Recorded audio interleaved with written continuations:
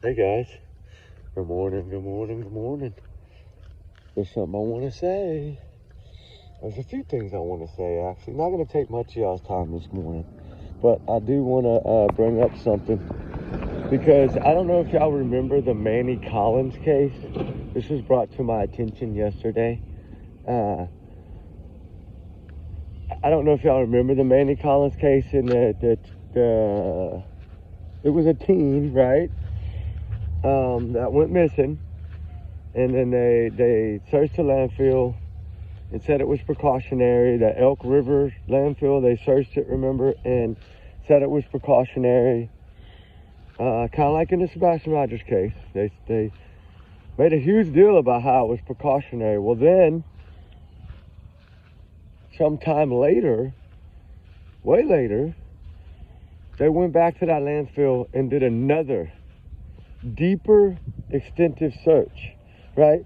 Because during the initial search, a dog had hit, but they thought, oh, it could have been a false lead, da-da-da-da-da-da-da-da. Well, went back sometime later, searched that Elk River landfill again, and lo and behold, found Manny Collins. Found Manny Collins.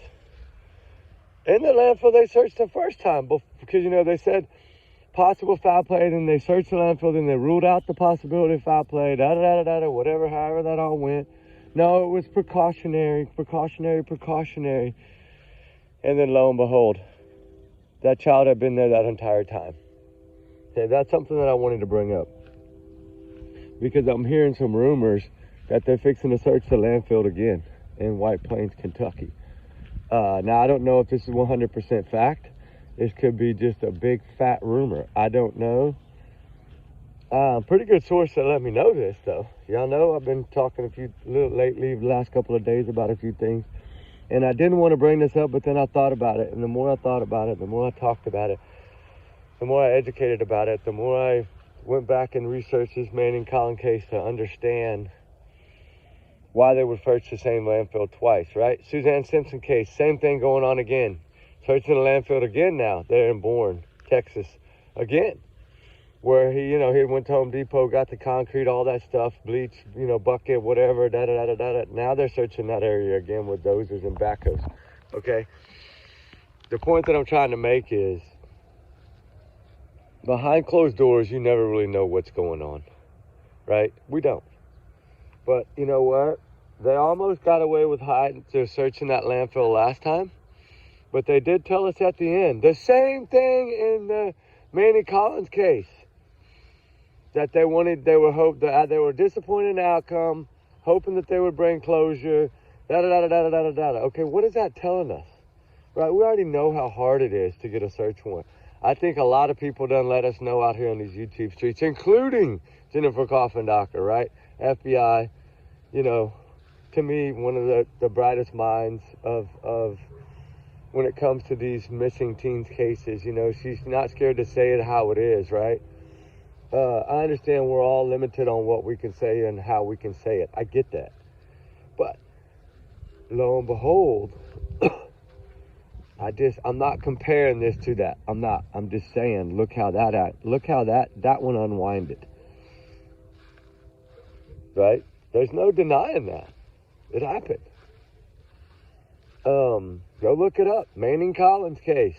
Manning, M-A-N-N-Y, Manning Collins case is a teen. And they searched that landfill, and it's talked about, in the beginning they searched it talking about possibilities of foul play, not ruling it out. Same thing in this case, the same scenario, in a way, when it comes to the landfill search. And then lo and behold, went back and did an extensive search down the road, and bam, okay, just because a dog had went off on something that, I guess they thought it could have been a piece of paper, a popsicle wrapper, or could have been anything that had the kid's scent on it, right? We touch everything that goes in that trash. A lot of things that we touch go in the trash. So I get it. But 2 dogs hit on Sebastian's landfill search. 2.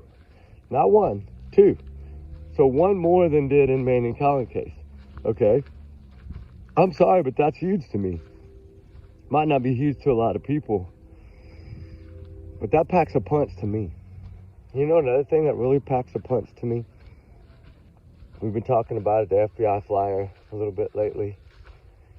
You know, if you read down on that FBI flyer about, you know, last seen in the area of Stafford Court, that's kind of near the home, that's on the ride home from the roadhouse. But then again, FBI does state February 25th, 2024. That's the last known sighting of this child being alive and with us on this earth, was leaving the Texas Roadhouse, and then I believe somewhere within a store or a bank or an ATM camera, somewhere on the way to Stafford Court area. It wasn't about not sharing their address, because we knew the helicopter was flying over. There was all those tons of cars were in their way, and then after 11 days, they raided the home, right? That's important. They raided the home after the landfill search. Pretty much right after the landfill search, they raided that home. Okay? What is that telling us? They don't just show up, that many people at a home, right? They don't show up and set up cameras in your backyard and do 3D imaging and Secret Service stuff that they use to protect the president with, right? Think about that. But you know, one thing that really, really bugs me about the flyer, I'm just going to say it, is when you start reading and you get down towards the end of, you know, the description, you know, last seen in this area, black sweatshirt, black sweatpants, black square frame glasses, they continue on, right? And then what do they say? He's on the autism spectrum, okay? And it's possibly going to keep him from finding his way home, okay? Because if you remember in the beginning, the parents were, you know, Christopher and Katie, not Seth, Christopher and Katie. Seth always said, my son is smart. Smarter than both of them too, okay? They told us on Chronicles of Olivia, okay? Now, you got to remember, what did they tell law enforcement in the beginning? Whatever caused that flyer, that's what they told law enforcement in the beginning. And they told him that he probably couldn't find his way home, right? When I don't think Chris or Katie could find their way out of the paper bag they're in right now. That's got evidence written real big letters on the outside of it. That's what I think, in my opinion. And I'm entitled to that, and I will use it. But if we really go back and listen to Chronicles of Olivia, what do they tell us? This is before the diaper and the abuse and the allegations and some of the facts that stepdad told us, that, yeah, he whacked him with a belt. Yeah, CPS had been to the house. Yeah, it was the same lady a couple of different times. Yeah, it's the same lady they knew coming. 3 turned into 1. You know, Sebastian was also a liar, according to Christopher Proudfoot. He liked to, you know, go to the bathroom on himself. That's why he threw all his underwear away and made him wear diapers. They talked about how he was not, they made him out to be not bright at all. A kid that had autism, that was not even really, didn't even really communicate that much, you know. I mean, after this first initial, that first statement was based on, I have a feeling, that first initial talk of Chronicles of Olivia was based on what they had told law enforcement. And then we learned a little more details later, like, you know, they pretty much made this kid out to be a young little kid with glasses that didn't know much of nothing, probably didn't know how to find his way home from down the block, right? The way that they kind of came out and said all these things, that's what we gathered from it. But yet in the same breath, they tell us, oh, he could find his way to Culver's. He could find a way to Clarksville, to his dad's. Wow. You're telling me this kid could find his way to Clarksville? I mean, okay. That's not saying what you said later on.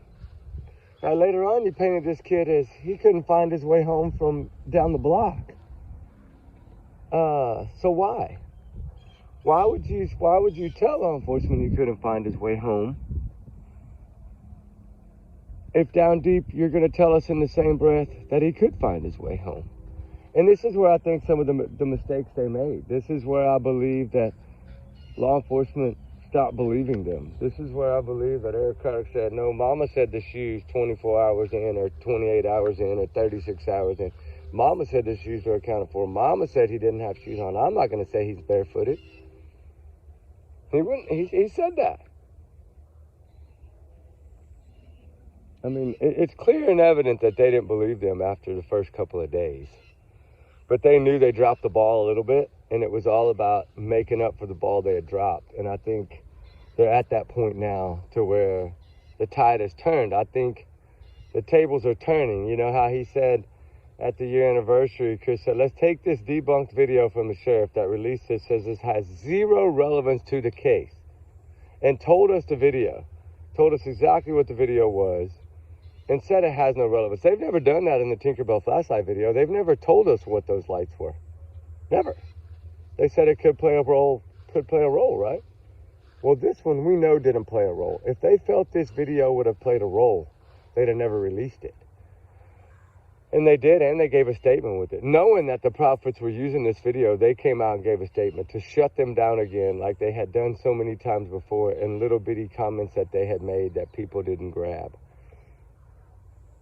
So, think about that. They tell us on one hand, this kid couldn't find his way home. He has to wear diapers. You know, he doesn't have social media. He's not big enough boy for that. He doesn't have that privilege because he doesn't know how to use that privilege as social media. How do you know? He seems fine with his dad. Right?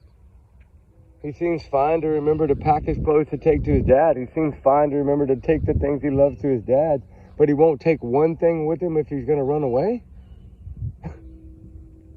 I mean, come on.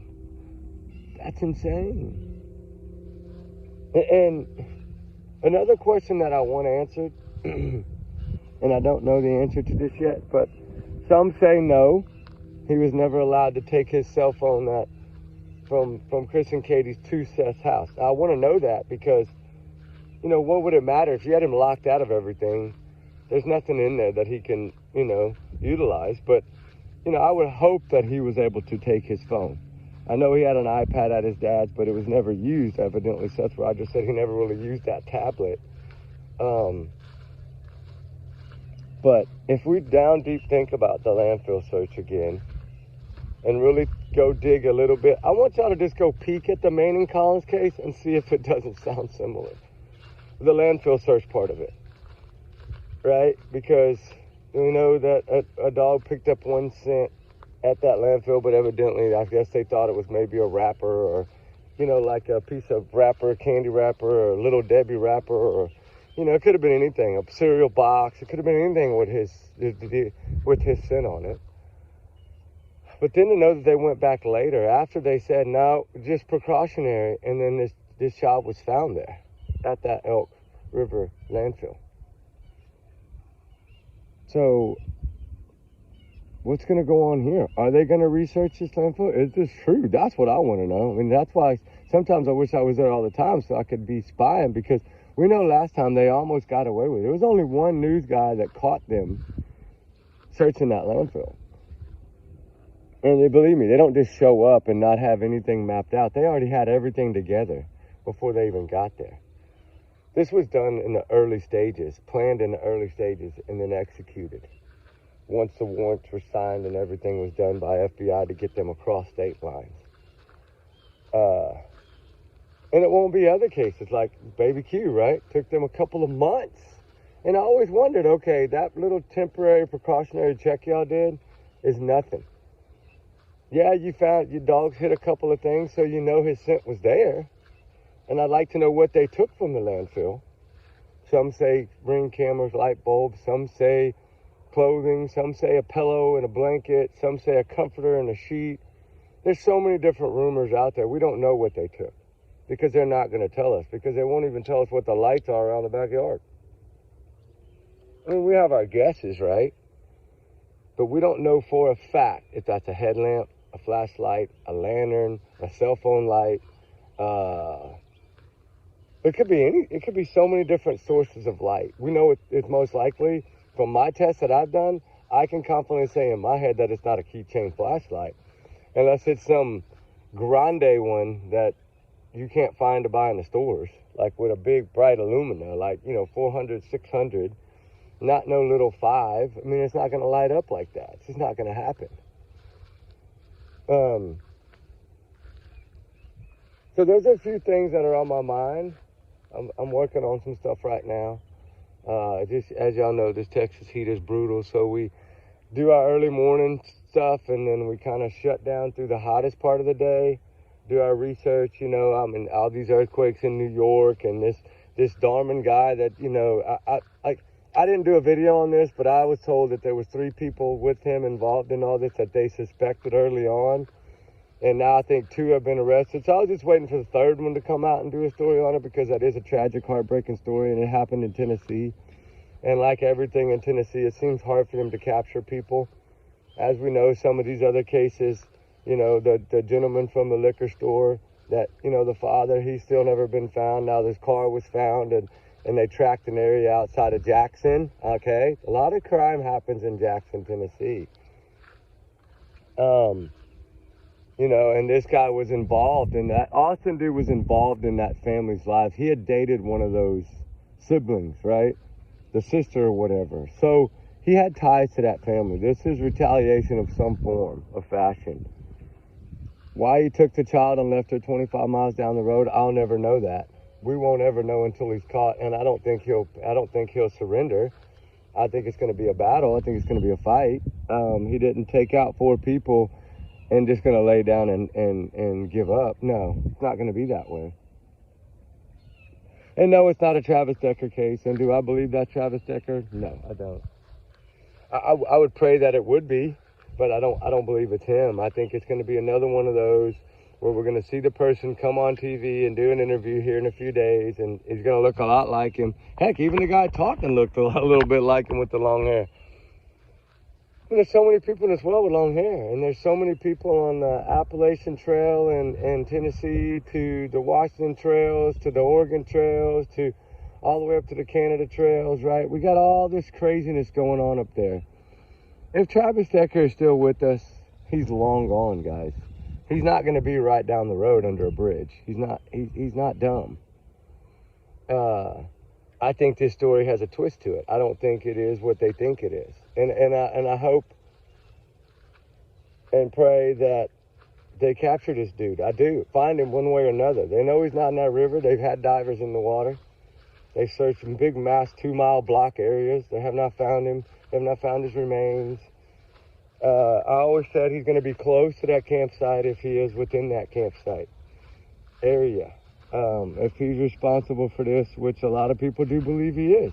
I haven't heard, I mean, we hear a lot of this, that, the other, but we don't know a lot yet because everything is kind of kept behind the vest. But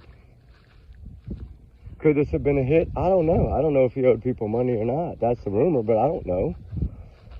All I can say is with this dude's training and with a 48-hour head start, there's no telling where he could be if he did this and took off on foot, or had a boat, or had a kayak, or had, I mean, you imagine a kayak. If you had a kayak, how far do you think you could go downriver in 48 hours?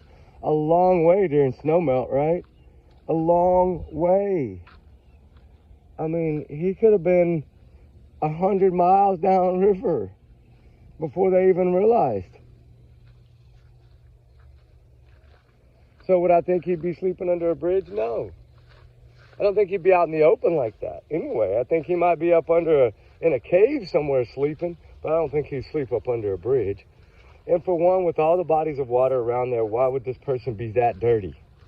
Right? He can jump in the river every day and wash off. Why would he, you know what I'm saying? Why would he be that covered in dirt? And I mean, it just didn't sound right. It sounded like somebody mistaken identity to me. Like maybe this was something totally different than what they thought they saw. Maybe this was a homeless person, right? Maybe this was something else. I think it's a mistaken identity. I do. I'm sorry. I feel that way. If he'd have been in that area, I think they would have found him with the helicopters and the dogs. When they sent those special forces units in there secretly, or however they did it, I don't know if it's secretly or not secretly. I don't know. I guess I can say that. But lo and behold, it's somehow, some way, he would have been found early on with the night vision, the fixed-wing aircraft, the helicopters. It's you know how they thought they saw him before and it turned out to be somebody different. You know, I appreciate, everybody should appreciate the tips. The tips are always nice. That's what keeps things going. But it's hard to move and maneuver and send all the manpower to that area if it's a mistaken identity. Yes, you still have to do it. I get it. But that hurts. That depletes resources.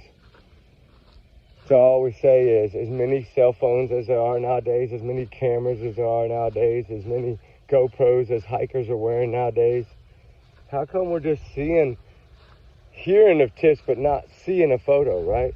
If I was on a trail and I was to see somebody under a bridge and I knew this man was missing, the first thing I'd have done is took a picture before I started running. Well, I'd have never ran to begin with, but some people I understand the safety comes first. You need them to get out of there. I get it. Now, I wouldn't have ran. I would have went up and asked him who he was. But that's just me. You know, there's so much in so many of these cases, right? It's hard. It's heartbreaking. The crime rate has just like skyrocketed in 2025. Didn't I tell y'all 2025 was going to be different? Something is wrong, you know? All these retaliations and, you know, firemen, you know, going to a fire that was started by somebody and then they just unload them. All these things that are happening. It's truly heartbreaking. And it's like the media can't even keep up with so much breaking news, right? It's sad. Heartbreaking. But then all along, all these other things that are going on because time never stops. Heartbreak never stops. You still got all these missing children out here. And I understand, there's a lot of people that want to follow anything that's breaking. I get it. Breaking news is important. I understand that. I'm not saying it's not. But when you're looking for someone and you found their car and they're homeless and they're used to living in their car and they live in the woods, like this Austin dude, he's that much smarter because he lives in the woods, right? Just like Travis Decker. They're that much smarter because they are homeless. You have no way to track them down. And it's more of a, you get lucky, or a camera picks them up, or somebody takes a photo and you have a positive ID. We haven't seen that in this case. Like I said from the first video I did. I don't know if Travis Decker will ever be found. If he's found, it's most likely going to be his remains. And it'll probably be years and years and years if he's ever found down the road. I want this man found. That's 3 angels. That this mom deserves that. These children deserve that. But will it happen? Ask any law enforcement officer. When it comes to homeless, it's that much harder to track down, that much harder to find, because there's nothing on them. You got no nothing. Now they are getting close to this guy, but you think he told any of those dudes that were involved with him exactly where he was on the run to? Hell no. He's not dumb. He's not going to tell them, well, hey, I'm going over here to Betty Boop's house, right? He's not going to tell them that. I mean, he's not going to tell them where he plans to run, where he plans to evade, because he's thinking about himself and himself only. And I pray to God that he's caught, and I pray to God that that justice is done for these 4 individuals that lost their lives because of this man. Some of them were just in the wrong place at the wrong time. Some of them, you know, that child didn't even know this guy. He'd been locked up, right? Why was he out? Like, that's what I'm saying. Tennessee, man. If you're going to lock them up for something horrendous crime like that, leave their butt in there. Do your work and find another way to charge them with something else, or slap an extra charge of perjury or something to keep them a little longer. You do it in other cases, do it in these cases. Why TBI does not do that, I don't know. It's just like, why does TBI not investigate the CPS cases? Summer Wells, Sebastian Rogers. Why is the New Haven, Maine, why are they not investigating the Stephanie Darwin case, the one that supposedly walked off in the woods crying? That father's responsible, in my opinion, for that. And he's going to get away with it, it looks like. It's sad. He's saying that she was on a phone communicating on a dating app with a phone that didn't even have service. If that's not the biggest bald-faced lie in the world, I don't know what is. I mean, I don't know. The problem is that we don't get all the right information, and we don't get all the facts. And I know that they can't give us all the facts, because if they give us all the facts, then it helps the people that are on the run to evade. Okay, I get that. Why are, one of the things in the Travis Decker case that makes me feel like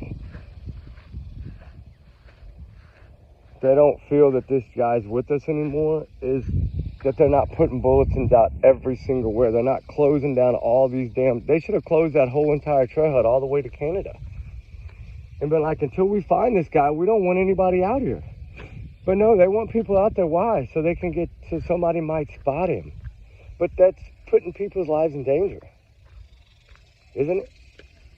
To me, it is. It's putting people's lives in danger. And this Austin kid, I don't know. I think that they might find him deceased as well. I don't know. Look in the woods. He seems to live in the woods. Look in the woods. I don't think he has anybody helping him at this point. I think everybody would know that they would go to prison if they helped him. Right? And I mean, all the way down to earthquakes, tsunamis. There's just so much going on in 2025. It's unreal. But yet, Sebastian Rogers is still missing. And there's still no truth. There's little bits coming out. And I know the pot's done boiled over. And I think Katie and Chris Profit know the pot's boiled over. Now Seth's smacking them with lawsuits. I believe CPS is doing their diligence part finally after all the pressure. From what I hear, that's possibly coming together. I'm going to say it possibly because, I have to do that. But y'all get what I'm saying. And I do my research, people. And I know y'all do y'all's. That's what makes us a big family here on our little channel. And I hope y'all are having a blessed day. And I hope the truth comes out for Sebastian Rogers. That's really all I had. I just kind of wanted to give a little prep talk this morning about all this stuff that's going on. Suzanne Simpson trial, all the last day to put everything in is September 8th. So we're still following that case. We did go search for her. We weren't able to spend that much time that we would like because of the heat, but we were able to drone an 8-hour. Over two shots. Ooh, that's a big dog. With all that said, guys, let's keep Sebastian in our prayers. Let's keep Summer, all the missing in our prayers, right? Thoughts, light a candle for him today. It's God's day. I hope y'all having a wonderful God's day. I hope y'all's day's blessed. And trigger warning times 100 million. And remember, everyone's innocent till proven guilty in the court of law. The power of prayer is important. We'll see what happens. We'll see y'all later today. I got some videos loading for y'all right now, too. So, like I said, allegedly, these are my opinions, my thoughts, my theories, my speculation, and my free speech, and I'm entitled to it, and I will use it. So, with that said, again, take it as a grain of salt, guys. And we'll talk soon. And do your own research, and don't forget, we do our own, too, right? We do it as a family. But anyway, y'all's comments are y'all's and y'all's alone after affected channel. Y'all know that. And again, trigger warning. All right, guys. We love y'all. Talk soon. Bye.